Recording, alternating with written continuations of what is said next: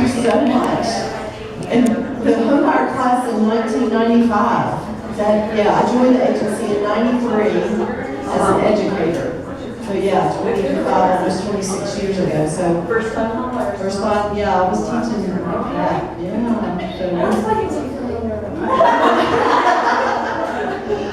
Who else might like to come and share? Oh, come. Ellen is a really, she talked last year. I did almost tell the same story. Okay. Ellen Carr. Yeah, so this is a little afraid. My story last year was a little PG-13. So I'm going to tell a different story. My story last year, just so you'll know what you missed, is if I put it up here on the Triumph board, it would be my ass makes more than my ex-boyfriend who was a TV writer. So, that's cool news. Okay, so I'm going to cut to a time in my life. I was in my late 30s, and unlike some of the people who come up, money was something I did not have to worry about. I had a really good job. The problem with that job was I spent so much time at it, and I was so married to it that I had nothing else, including a child.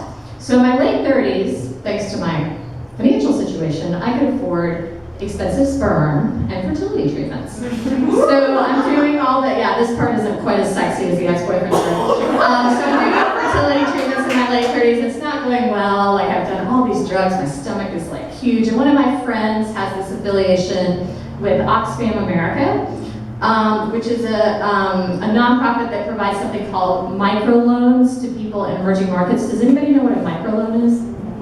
Yeah, so a microloan, the idea is primarily they lend to women in places like Africa and East Asia. The reason they lend to women is because when they lend to men, the men go, whereas the women spend it on their families. So this is like a very well-known pattern. So my friend says, we're going on this, not mission trip, but this trip to see one of the, they call them giving circles that Oxfam sponsors in Uganda. Do you want to come? I'm like, well, my ovaries are telling me that nothing's going on down there, so yeah, sure, I'll come. So I go to Uganda, we get there, we're in this very small village, and I meet all these really amazing women who have gotten money from Oxfam to invest in their families. So they don't have anything like On Track. They don't need On Track to get out of debt, because guess what? There's no banks, right? There's nobody that will lend people money in these small markets. And that's one of the holes that Oxfam fills. By the way, this is not in any way a commercial for Oxfam, although I do love Oxfam. So I'm really enjoying my time there, other than the fact that the men that we meet these men, this is a total sidetrack, has nothing to do with money, who have their two top front teeth missing. And finally I asked somebody, I'm like, what's the deal with the missing teeth? Like, do these people just have congenitally bad dental hygiene? And they said, no. In Uganda, it's viewed as a sign of sexual prowess if you don't have your top two front teeth if you're a man. So a lot of them go when the dentists come to volunteer and like get their front teeth pulled out. So I'm kind of like, and then I'm like, oh, I bet this is cheaper sperm, but I didn't do that. So I've become friends in this giving circle.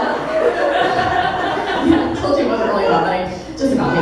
I become friends with this woman in this giving circle, and her name is Princess, I think, and she's got 7 children, and she's my age, so I'm 38 at this point.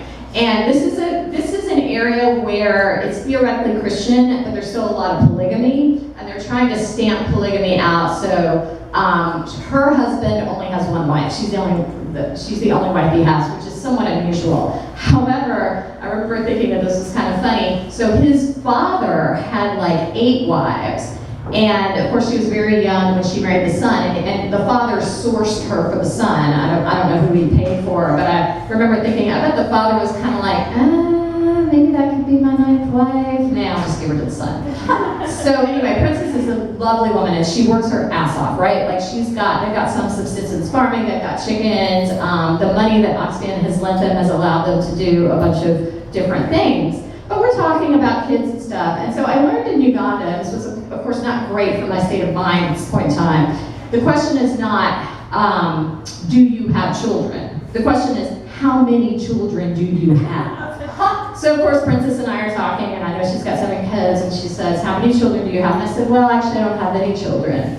She goes, you don't have any children? No one is believing this.